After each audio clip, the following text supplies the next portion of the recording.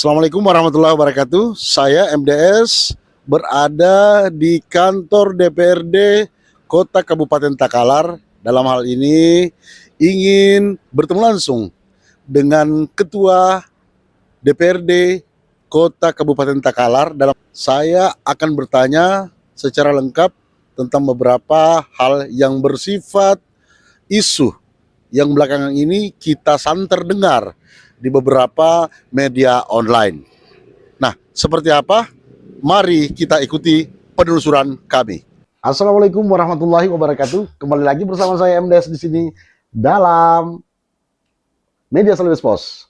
Dalam hal ini bekerja sama dengan Espos TV dan saya bertandang di kantor DPRD Kabupaten Kota Takalar. Dalam hal ini saya tidak sendiri, ditemani oleh Ketua DPRD Kabupaten Kota Takalar, Haji Muhammad Rijal. Bagaimana kabarnya? Siap, alhamdulillah sehat walafiat. Bagaimana dalam kondisi 7 bulan terakhir ini memimpin pucuk pimpinan?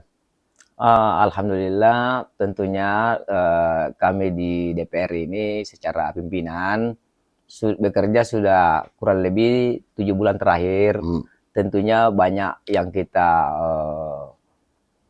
alami terkait dengan kepemerintahan di Kabupaten Takalar. Tentunya sesuai dengan harapan masyarakat Kabupaten Takalar yang memberi amanah kepada kami, tetap konsisten dan komitmen untuk menjaga amanah ini untuk kepentingan masyarakat Kabupaten Takalar dan bekerja sama. Tahan dulu nih, konsisten menjalankan kepemimpinan. Ini yang kita tunggu-tunggu. Siap, insya Allah. Tentu ada dinamika-dinamika yang berkembang belakangan terakhir ini. Nah, bagaimana dalam kondisi terakhir dinamika-dinamika tersebut? Apakah kondisi ini masih bisa dalam kategori normalisasi, normatif, atau seperti apa? Saya kira terkait dengan dinamika yang terjadi di Kabupaten Takalar ini, khususnya beberapa hari terakhir ini ada pemberitaan yang beredar di publik media melalui media sosial.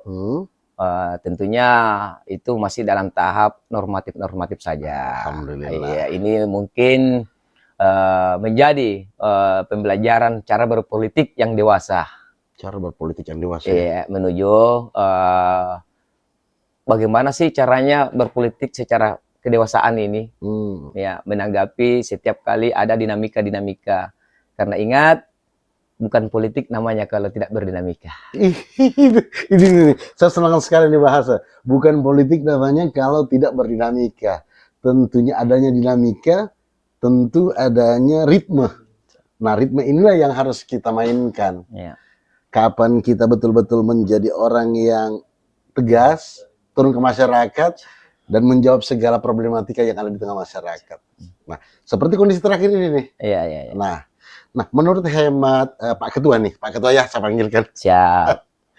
Nah, seperti apa sih dinamika yang baru-baru terjadi ini? Kalau bersoal terkait dengan dinamika yang terjadi baru-baru ini, saya kira publik harus tahulah. Tentunya kami secara lembaga, apalagi unsur pimpinan, kami di sini ini bukan anti kritik. Tentunya kami siap selalu untuk menerima saran dan masukan, apalagi kritikan selama kritikan itu membangun. Untuk bisa kita lebih maksimal lagi untuk bekerja mengawal pemerintahan ini sesuai dengan tugas fungsi kami di DPR sebagai lembaga kepengawasan. Begitu. Kalaupun ada yang terjadi dinamika kemarin itu, saya kira ini harus diluruskan ke publik bahwasanya apa yang dipersoalkan di media sosial ini tentunya tidak benar. Kami di sini bekerja secara kolektif kolegial. Nah, mungkin perlu penjelasan secara gamblang ke tengah masyarakat. Seperti apa sih sebenarnya tupoksi kita sehingga kita ini bisa berjalan secara normatif? Saya kira dan saya secara pimpinan berharap semua teman-teman yang ada di DPR ini tetap satu kesatuan, berkomitmen, tetap jaga integritas sebagai orang yang diberi amanah untuk mengedepankan selalu amanah dari masyarakat Takalar ini. Amanah dari masyarakat Takalar. Nah, saya mencoba kepo nih, men-tracking Pak Ketua. Siap, santai. Saya tracking Pak Ketua di media sosial, di berbagai literatur media online. Ya. Ternyata nih Pak Ketua, kader asli PKB. Siap. Saya itu kalau berbicara kader PKB bukan orang baru di PKB. Bukan orang baru. Terus gimana nih? Iya, jadi di tahun 2009 itu saya sudah berkontribusi dan sudah menjadi bagian dari tubuh PKB melalui ADIPER saya. Namun pada saat pencalekan kemarin 2009 itu ADIPER saya ini belum ada nasib di situ. Tetapi saya mencoba tetap ada di lingkaran PKB dan alhamdulillah di 2024 ini saya mencoba untuk maju bertarung sendiri. Bertarung sendiri dengan membawa nama PKB sesuai dengan apa yang saya pahami sebagai kader PKB. Tentunya matang dong. Alhamdulillah. Apa yang diberikan PKB kepada Pak Ketua sebagai sebuah bekal untuk bertarung menjadi amanah oleh rakyat, tentunya hatam. Insya Allah. Belajar kamu. Betul Pak Ketua. Tapi Pak Ketua aku pertama petarung. Yang kedua pertama kali masuk lolos. Alhamdulillah. Alhamdulillah.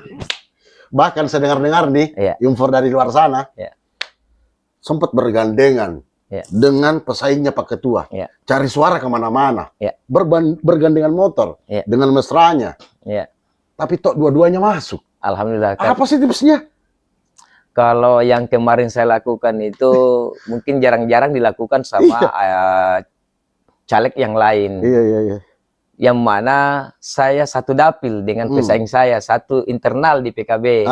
Itu dia. Dalam perjalanan mensosialisasikan ke masyarakat untuk meyakinkan ke masyarakat bahwasanya kami ini layak untuk diberi amanah, kami selalu baku bawa.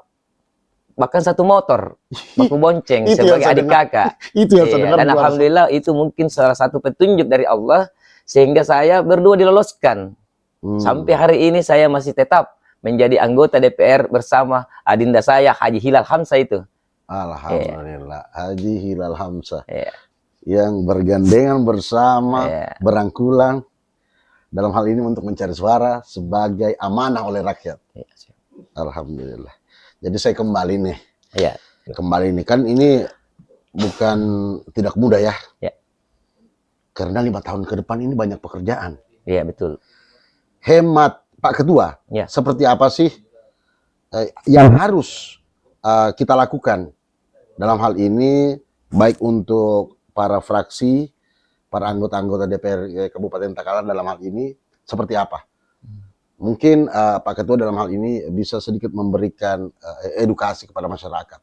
Ya, tentunya secara pimpinan DPR, saya mengajak semua teman-teman anggota Dewan yang ada di Kabupaten Takalar ini dari berbagai fraksi, karena khusus di Kabupaten Takalar ini kita ada 9 fraksi. Tapi secara partai ada yang 11 atau 13 partai yang lolos perwakilannya di DPR Takalar ini. Tentunya sekali lagi kami secara pimpinan mengajak kerjasamanya agar tetap kita bisa berkolaborasi dengan eksekutif untuk memajukan Kabupaten Takalar ini sesuai dengan amanah yang diberikan kita semua.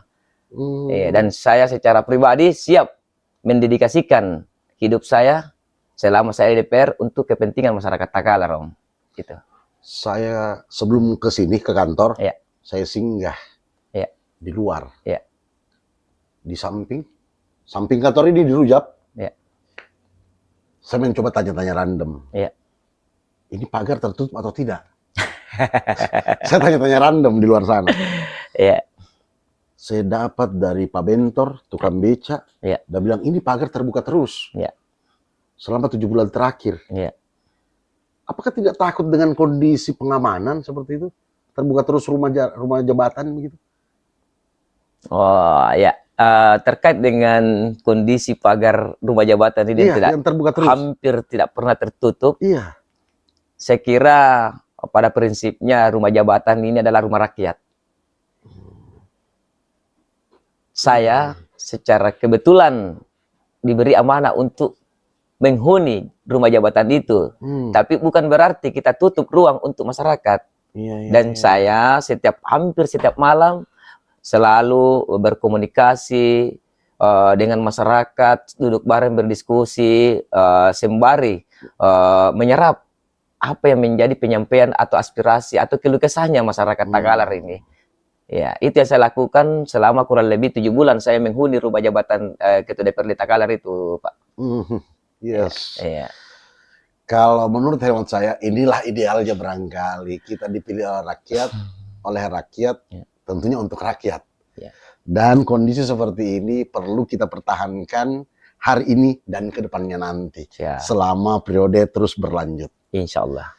Dan sebagai closing statement kepada masyarakat secara luas, ihwal tentang kondisi-kondisi yang kedepannya nanti kita akan dapatkan seperti apa, mungkin bisa kita sampaikan ke tengah masyarakat, di masyarakat Kabupaten Kota Takalar dalam hal ini atau Takalar secara umum.